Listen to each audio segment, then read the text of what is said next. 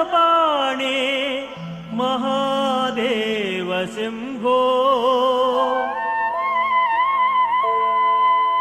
हर सर्वेश्वर हर विश्वेश्वर हर श्रीशैल शम्भो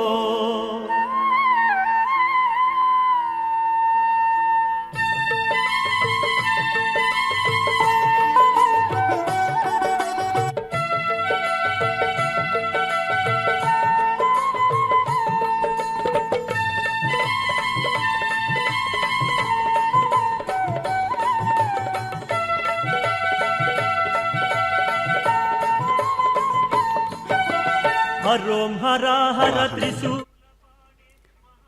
దివ్యమైనటువంటి కైంకర్యంతో అశ్వవాహనారూఢుడైనటువంటి పరమాత్మ కపిలేశ్వర స్వాముల వారు దివ్య నేత్రాలతో చల్లని హృదయంతో భక్తాదులను అనుగ్రహించడానికి వేంచేస్తూ ఉన్నారు. అశ్వమనగానే వేగానికి ప్రతీక అని అన్ని రకాలుగా, అంటే వేదాలలో రధికారులు అని ఉంటారు. రథి, ఆ రథాన్ని నడిపేటటువంటి ప్రజ్ఞ ఎంతో పాత్ర ఇస్తూ ఉన్నది. యజ్ఞపురుషులు ఏ విధంగా వేంచేస్తారో ఆ సమాచారం అంతా వేదాల్లో ఉన్నటువంటి సమాచారం. అందుకనే రధికారః, రథి అనే శబ్దాలతో వేదాల్లో దర్శనమిస్తూ ఉంటారు.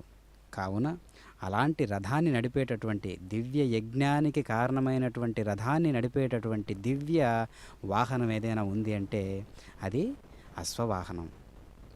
అలాంటి దివ్యమైనటువంటి వాహనాన్ని అధిరోహించి పరమాత్మ అష్ట ప్రకృత్యాత్మకమైనటువంటి లీలా విభూతితో ఈరోజు రాత్రి అశ్వకైంకర్యాన్నే స్వీకరించి ఆనందించడం విశేషం. రథాల్ని వహించే గుర్రాలకు రథ్యాలని పేరు. అవి ఆ క్రియలో శక్తిమంతాలన్నమాట. సుశిక్షితాలుగా అవి ఆ గుర్రాలకే కర్కములు లేదంటే తెల్ల గుర్రం, సితములు అని పేర్లు కలవు. తెల్ల మంచి బలం కలిగినటువంటి, తేజస్సు కలిగినటువంటి, సులక్షణమైనటువంటి 4 వేదాల ప్రతీకలుగా చెప్పబడుతున్నటువంటి అశ్వమే ఈనాడు మనం చూస్తూ ఉన్నటువంటి దివ్యమైనటువంటి అశ్వవాహనం. రాత్రి ఒక్క అశ్వం పైననే స్వామి ఉత్సవానికి రావడం విశేషం. ఇది సత్వగుణానికి సంకేతమైన తెల్లనిదే, కానీ వ్యక్తిని మోసేందుకు, శక్తిని చూయించేందుకు శిక్షితమైనటువంటి ఒక విలక్షణమైనటువంటి మేలుజాతి అశ్వమే ఈ అశ్వవాహనం. రథ్యాల కంటే వ్యక్తుల్ని వహించేటటువంటి గుర్రాలు చాలా నేర్పుగలవి అయి ఉండాలి. అశ్వాలలో ఆజానేయ జాతివి చాలా అందంగా ఉంటాయి, మహావేగంతో పయనిస్తాయి. కనుకనే అదే జాతికి చెందినటువంటి వినీత అనే పేరు గల గొప్ప దివ్యాస్త్రాల గురించి మనం శ్రీవారి బ్రహ్మోత్సవాలలో కూడా వింటూ ఉంటాం. అంతటి దివ్యమైనటువంటి అస్త్రాలు, శస్త్రాలు ఎలా ఉంటాయి అంటే ఆ శక్తికి ప్రతిరూపాలుగా అస్త్రాలు, శస్త్రాలు ధరించినటువంటి వాళ్ళను మోసేటటువంటివి గుర్రాలు. అంటే అవి ఎంత శక్తివంతమై ఉండాలి, ఆ కాళ్ళల్లో ఎంత బలం ఉండాలి. అలాంటి వేగానికి ఈనాటి యువతకు ఈ అశ్వవాహనం ఇస్తూ ఉన్నటువంటి సందేశం ఏంటి అంటే, సోమరితనాన్ని విడనాడి, మందగమనాన్ని విడనాడి, ప్రకృత్యాత్మక శరీరంతో ఉన్నటువంటి అవస్థలన్నీ కూడా ఎలా నడిపించాలి. ధీశక్తివంతులై, ఓజశక్తివంతులై, అశ్వవాహనారూఢులై అందరూ కూడా ఆ విధంగా జీవుడు అనేటటువంటి వాడే ఆ యొక్క ఇంద్రియాలన్నిటిని నడిపిస్తూ ఉన్నాడు అనేటటువంటి సూక్ష్మ నియమాన్ని పాటిస్తూ మనమందరం కూడా ఆ ఆదర్శాన్ని అంటిపెట్టుకుని ఉండాలనే చెబుతూ ఉన్నది అశ్వవాహనం. సోమరితనాన్ని విడనాడి నిరంతరము కూడా కష్టపడి పనిచేసే తత్వాన్ని యువతకు పట్టి చూయించేటటువంటి సులక్షణమైనటువంటి, విలక్షణమైనటువంటి పాత్ర అశ్వవాహనంలో ఉంటుందన్నమాట. అందుకనే ఎప్పుడూ ఉత్సాహంతో ఉంటుంది అశ్వం, ఎప్పుడు కూడా చురుకుదనంతో ఉంటుంది. ఆ యొక్క గాంభీర్యమైనటువంటి మేలుజాతి రకమైనటువంటి అశ్వవాహనం. వేగంలో అశ్వం గొప్పది, దానికి తోడు బలము, అంతే బలం కూడా ఉంటుంది. కనుకనే ఒక యంత్రశక్తిని నిర్ణయించడంలో కూడా నేటి కాలమాన పరిస్థితులను బట్టి హార్స్ పవర్ అంటూ ఉంటారు. అలాంటి శక్తిని యాంత్రికంగా చూసుకున్నా సరే ఆ రకమైనటువంటి పేర్లతో పిలుస్తూ ఉన్నారన్నమాట. కావున విరాట్ పురుషుడు గావించిన సృష్టి యజ్ఞ కార్యక్రమాన్ని వివరిస్తూ వేదం తస్మాదశ్వా అజాయంత, ఆ యజ్ఞం నుంచి అశ్వములు ప్రభవించాయి, అని చెప్పుతూ ఉన్నది వేదం. కనుక జంతు సృష్టిలో మొట్టమొదటి అశ్వం. కనుకనే భగవంతుని అవతారాల్లో జ్ఞానపూర్ణమైనది, ప్రప్రదమైనది హయగ్రీవావతారం అంటూ ఉంటారు కదా. హయము అంటే గుర్రం, గ్రీవము అంటే కంఠం. గుర్రం వంటి శిరస్సు కలిగినటువంటి వాడు అని అర్థం అన్నమాట. అశ్వసృష్టి తర్వాతనే ఏకే చోభయా దతః గావోహ జిఘ్నరే తస్మా జ్ఞాత అజావయ. తరువాత నోటిలో పైన క్రింద దంతాలుండే మిగిలిన జీవులు ఉన్నాయి కదా, గోవులు, మేకలు, గొర్రెలు లాంటివి ప్రభవించాయని సృష్టి ఆరంభ క్రమంలోనే మనకు తెలిసినటువంటి సమాచారం. అంతేకాక సప్తాస్వరదమారూఢం ప్రచండం కశ్యపాత్మజం శ్వేతపద్మధరం దేవం తం సూర్యం ప్రణమామ్యహమని సూర్యభగవానుని ఏ విధంగా మనం కొనియాడతామో, 7 గుర్రాల మీద ఏ విధంగా సూర్యదేవుడు భూమి మీదికి వచ్చి జనులందరినీ అనుగ్రహించడానికి ఆ గమనం చేస్తూ ఉన్నాడో, దానికి సంకేతంగా ఆ అశ్వ గమనాన్ని గుర్తు చేసేటట్లుగా ఆ యొక్క స్తుతి ఉండడం జగమెరిగినటువంటి ఒక సత్యం. కావున గాంభీర్యమైనటువంటి రూపంతో బల పరాక్రమాలను ఏ విధంగా కల్లారా చూడడానికి వీలుగా ఉండేటట్లుగా తిరుమల తిరుపతి దేవస్థానముల వారు కలిగించినటువంటి ఈ యొక్క దివ్యమైనటువంటి ప్రత్యక్ష ప్రసారం ఒక దివ్యమైనటువంటి శివ సాంబ సదా శివ సాంబ శివ సాంబ సదా శివ సాంబ సదా శివ సాంబ సదా శివ సాంబ శివ సాంబ సదా శివ సాంబ సదా శివ సాంబ సదా శివ సాంబ శివ సాంబ సదా శివ సాంబ సదా శివ సాంబ సదా శివ సాంబ శివ.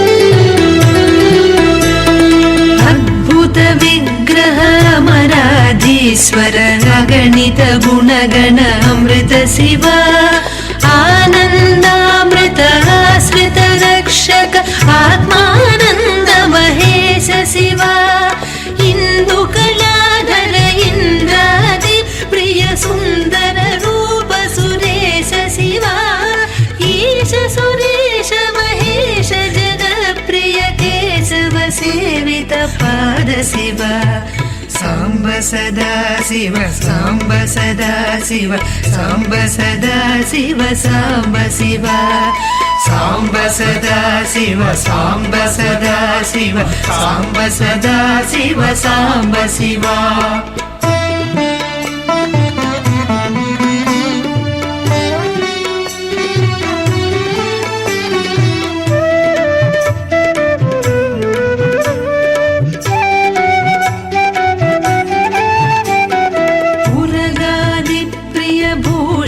శంకర నరక వినాశ నటేశ శివ ఊర్జిత దానవ నాశ పరాత్పర ఆర్జిత పాప వినాశ శివ ఋగ్వేద శృతి మౌళి విభూషణ రవి చంద్రాకృతి నేత్ర శివ రూపమనాది ప్రపంచ విలక్షణతా పరివారణ తత్వ శివ సాంబ సదా శివ సాంబ సదా శివ సాంబ సదా శివ సాంబ శివ సాంబ సదా శివ సాంబ సదా శివ సాంబ సదా శివ సాంబ శివ.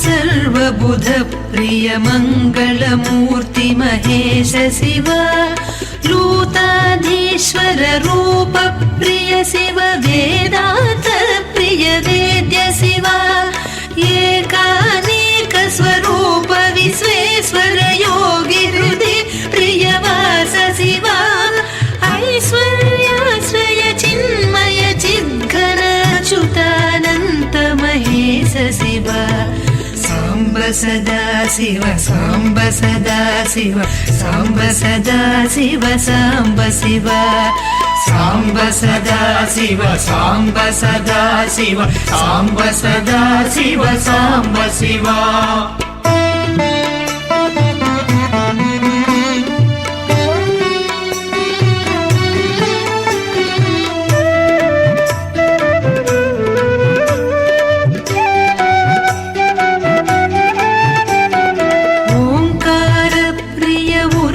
विभूषण ह्रीङ्कारादिमहेश शिव औरसलालित अन्तकनाशन गौरी समेत गिरीश शिव अम्बरवास चिदम्बर नायक तुम्बुरु नारद सेव्य शिव आहार प्रियादि गिरीश्वर भोगादि प्रिय पूर्ण शिव సాంబ సదా శివ సాంబ సదా శివ సాంబ సదా సమాహార సామ్నాం ప్రతిపదమృచాం ధామయజుషాం లయక్ ప్రత్యూహానాం లహరి వితతిర్బోధా జలధేః కథాదర్పక్షుభ్యత్కత కకులకోలాహలభవం హర త్వంతర్ధ్వాంతం హయవదన హేషాహలహలహ సామాలకు మూట, రుక్కులకు స్థానం, యజుస్సులకు నెలవు, విఘ్నాలకు లయం, జ్ఞానమనే సముద్రానికి అలల గుంపు అయినటువంటి హయగ్రీవుని హేషాహలహలం, కథాగర్వంతో త్రుళ్ళిపడే అల్ప కథకుల కోలాహలం వల్ల కలిగిన లోచీకటిని పోగొట్టేటటువంటి దివ్యమైనటువంటి స్వరూపమే అశ్వస్వరూపం. అలాంటి అశ్వ వాహనాన్ని అధిరోహించి పరమాత్మ అయినటువంటి కపిలేశ్వర స్వాముల వారు వేంచేస్తూ ఉన్నారు. భక్తుల సందళ్ళు, కోలాహల నృత్యాలు, అద్భుతమైనటువంటి ఆ లయాత్మకంగా వినిపిస్తూ ఉన్నటువంటి ఆ సందడి, అవన్నీ వింటూ ఉంటే, చూస్తూ ఉంటే దేవలోకాల్లో ఉన్నటువంటి అమృతగణాలు భక్తాదుల హృదయాన్ని పావనం చేయడానికి విచ్చేసినటువంటి పాత్రలు పోషిస్తూ పరమాత్మను చూసి తన్మయత్వం చెందేటటువంటి అమృతగణాలెందరో కూడా వాళ్ళ వాళ్ళ వృత్తిని సైతం మరచిపోయి దేవలోకంలో సంచరిస్తూ ఉంటారంట. కాబట్టి ఎవరికి చేసినటువంటి ప్రతిజ్ఞలు, ఎవరికి చేసినటువంటి అనుమతి మేర ఆలోచనలు అవన్నీ కూడా స్వధర్మంలోకి మార్చుకున్నట్లయితే భగవంతుని యొక్క కరుణకు లోనయ్యేటటువంటివే. మన వృత్తులన్నీ కూడా చిత్తంలో మెదిలేటటువంటి చిత్త వృత్తులన్నీ కూడా అక్కడ పని చేయవు. జగన్మోహనాకారుడైనటువంటి పరమాత్మను దర్శించినంత మాత్రాననే దేదీప్యమానంగా ఆ హయం ఏ విధంగా ఆ అశ్వము 2 కాళ్ళు పైకి ఎత్తినటువంటి వైనం చూస్తే, అహో ఈ అజ్ఞానాంధకారాన్ని పారద్రోలడానికి ఇదిగో ఇంత వేగంగా నీ సాధనలు ఉండాలి అనేటటువంటి సూక్ష్మ నియమాన్ని అక్కడ ఆ రూపమే మనకు తెలియజేస్తూ ఉన్నది. పరిమళించేటటువంటి పుష్పాదులన్నీ కూడా ఒకదానితో ఒకటి పోటీ పడుతున్నాయా అన్నట్లుగా అక్కడ ఆ సందర్భం అలా మెరుస్తూ ఉన్నదన్నమాట. దేదీప్యమానమైనటువంటి శివాజ్ఞ ఎంత కరుణతో ఉంటుందో మనందరికీ తెలుసు. అమ్మవారు అన్నపూర్ణాదేవి అయి ఎంతగా లోకాలను పావనం చేస్తూ లోకాలను పోషిస్తూ ఉంటారో మనందరికీ తెలిసినటువంటి విషయం. ఆ అనుగ్రహాన్ని మనమందరం పొందడానికి భగవంతుడైనటువంటి కపిలేశ్వర స్వాముల వారిని మనం సదా మనసులో స్మరిస్తూ బ్రహ్మోత్సవాలలో విశేషంగా స్మరిస్తూ ఉండడం చేత అయ్యవారి అనుగ్రహం మనందరికీ కలుగుతూ ఉంటుంది. హయగ్రీవుడు శ్రీమన్నారాయణుని అవతారాల్లో ఇదే మొట్టమొదటి అవతారం, అన్నింటికీ మూలమైన అవతారం. జ్ఞానమే కనుక గుర్రం ముఖం ఉండడం వల్ల స్వామి హయవదనుడు, హయగ్రీవుడు అయ్యాడు. గుర్రం చేసే సకలింపుకు హేష అని ఒక పేరు. ఆ సకలింపు ధ్వని అశ్వముఖుడైనటువంటి భగవంతుని నుండి వచ్చినది అని ప్రతీక. కనుక ఇందులో మహత్తర ప్రభావాలున్నాయి. సృష్టి యజ్ఞంలో విరాట్ రూపుని నుండి మొట్టమొదట వెలువడింది అశ్వమే. హేష అంటే అవ్యక్తంగా మ్రోయునది అని వ్యుత్పత్తి. ఈ స్వామివారి దివ్యమైనటువంటి అనుగ్రహం అంతా ఎలా ఉంటుంది? విద్యామూర్తి అయినటువంటి హయగ్రీవుడు సకిలించినంతనే ఆ ధ్వనియే వ్యక్తమై రుగ్యజుస్సామాలకు స్థానమైనది. అదే జ్ఞానమనేటటువంటి సముద్రమంతా విశేషమైందనమాట. అదే కేవలం బాహ్యార్థాలు చెప్పే వాళ్ళ అజ్ఞానాంధకారాన్ని తొలగించి సత్యజ్ఞాన దీప్తిని చేకూర్చిందనమాట. సకల వేదాల సమాహారమే జ్ఞానం కనుక ఈ అశ్వముఖం నుండి వచ్చిన హేషానాదం వేద సమాహారం, ప్రణవ స్వరూపం. సృష్టిలో మొదట తానే అశ్వరూపంలో, తర్వాత హయగ్రీవ రూపంలో అవతరించి విరాట్ పురుషుడు అశ్వరూపంలో తనకున్న ప్రత్యేక ప్రేమను వ్యక్తపరచాడు.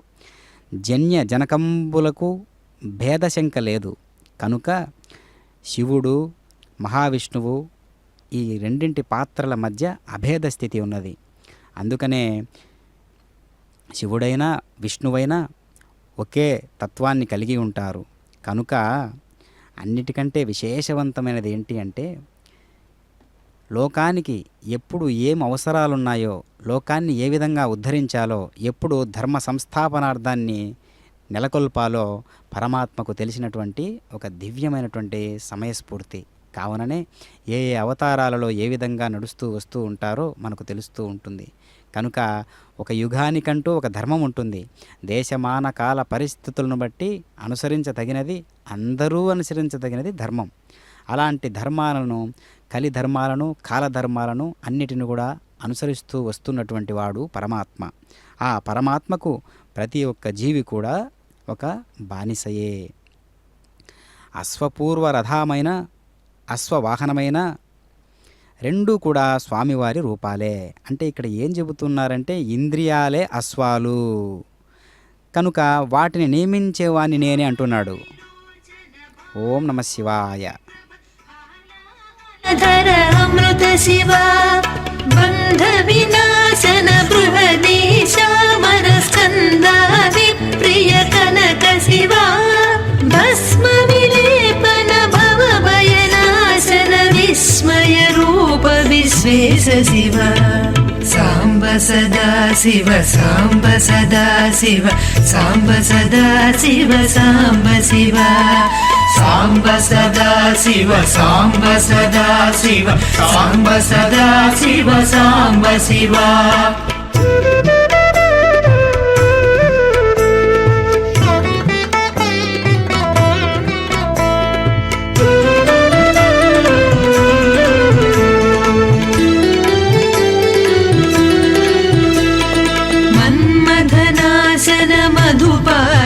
प्रिय सुंदर पर्वतवास शिव यति जन हृदय निवासित ईश्वर विधि विष्णादि सुरेश शिव रामेश्वर रमणीय मुखाम्बुज सोमेश्वर सुकृतेश शिव लंकाधीश्वर सुरगण सेवित लावण्यामृत लसित शिव साम्ब सदा शिव साम्ब सदा शिव साम्ब सदा शिव साम्ब शिव साम्ब सदा शिव साम्ब सदा शिव साम्ब सदा शिव साम्ब शिव.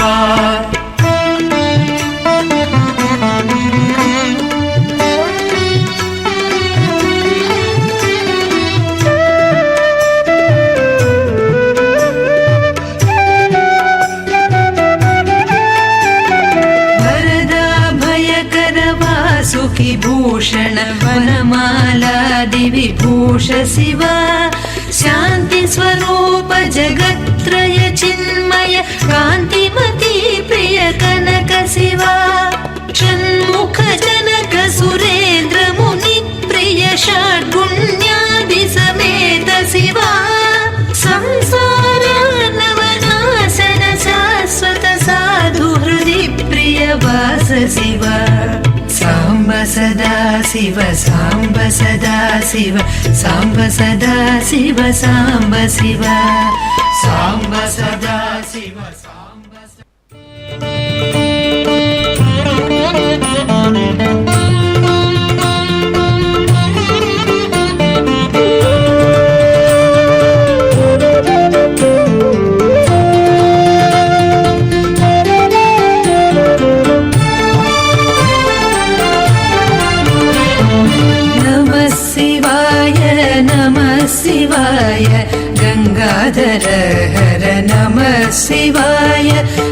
शिवाय नमः शिवाय गंगाधर हर नमः शिवाय ओम नमः शिवाय नमः शिवाय गंगाधर हर नमः शिवाय नमः शिवाय नमः शिवाय गंगाधर हर नमः शिवाय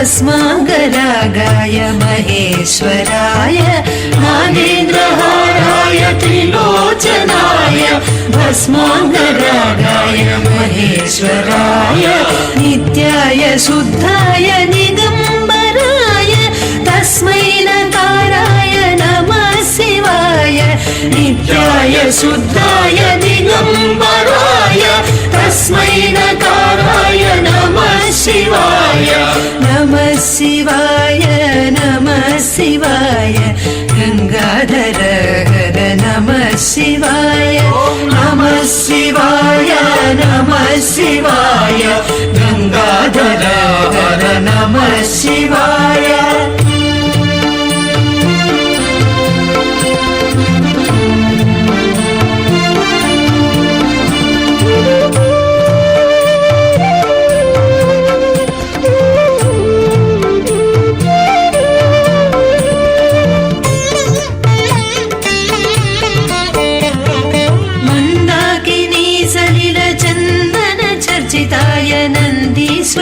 प्रमथनाथ महेश्वराय मंदाकिनी सलिल चंदन चर्चिताय नंदीश्वर प्रमथनाथ महेश्वराय मंदार मुख्य बहुपुष्प सुपूजिताय तस्मै मकाराय नमः शिवाय मंदार मुख्य बहुपुष्प सुपूजिताय तस्मै मकाराय नमः शिवाय नमः शिवाय नमः शिवाय गंगाधर हर नमः शिवाय नमः शिवाय नमः शिवाय गंगाधर हर नमः शिवाय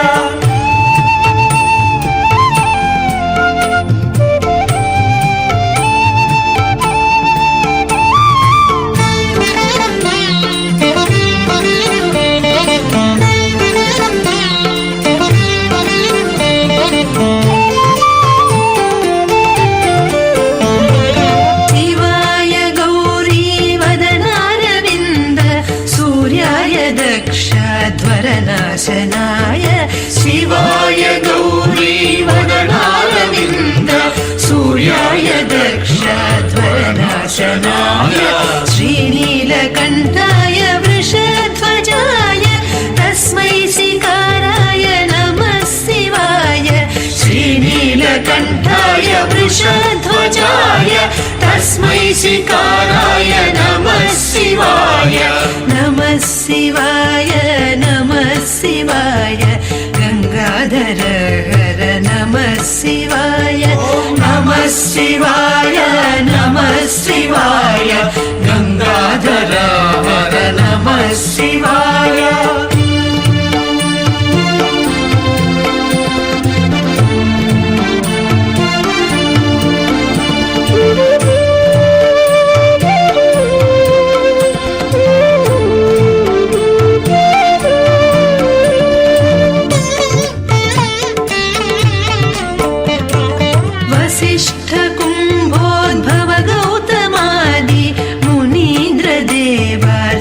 शेखराय वसिष्ठ कुंभोद्भव गौतमादि मुनीन्द्र देवार्चित शेखराय चंद्रार्क वैश्वानर लोचनाय तस्मै वकाराय नमः शिवाय चंद्रार्क वैश्वानर लोचनाय तस्मै वकाराय नमः शिवाय नमः शिवाय नमः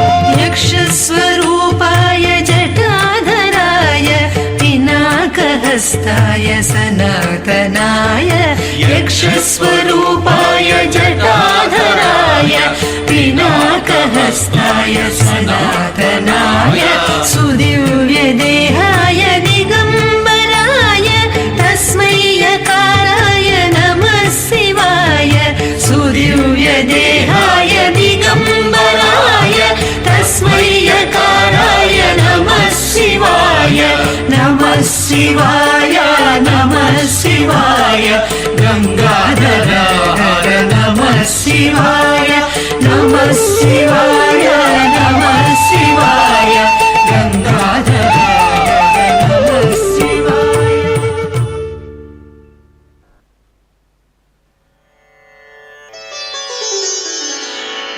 ॐ मल्लिकार्जुनाय नमः। ॐ मल्लिकार्जुनाय नमः। ॐ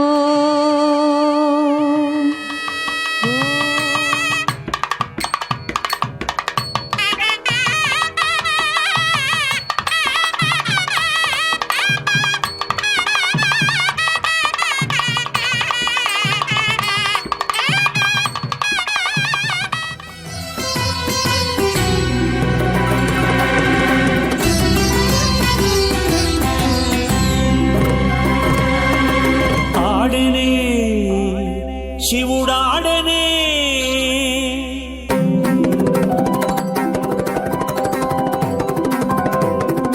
ఆడనే శివుడాడనే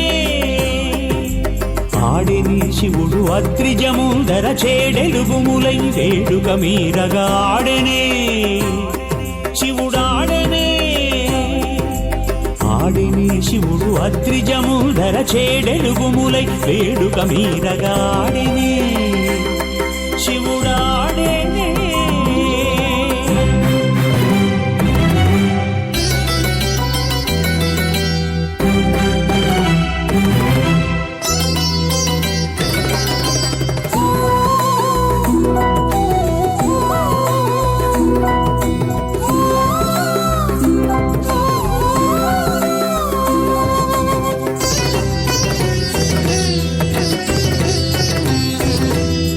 విలసిత మృదు పదముల చిరుగజ్జెలు ఘలు ఘలు ఘలు ఘల్లని మ్రోయ విలసిత మృదు పదముల చిరుగజ్జెలు ఘలు ఘలు ఘలు ఘల్లని మ్రోయ ఆడనే శివుడాడనే ఆడనే శివుడు అద్రిజముందర చేడెలుగుములై వేడుక మీరగాడనే శివుడాడనే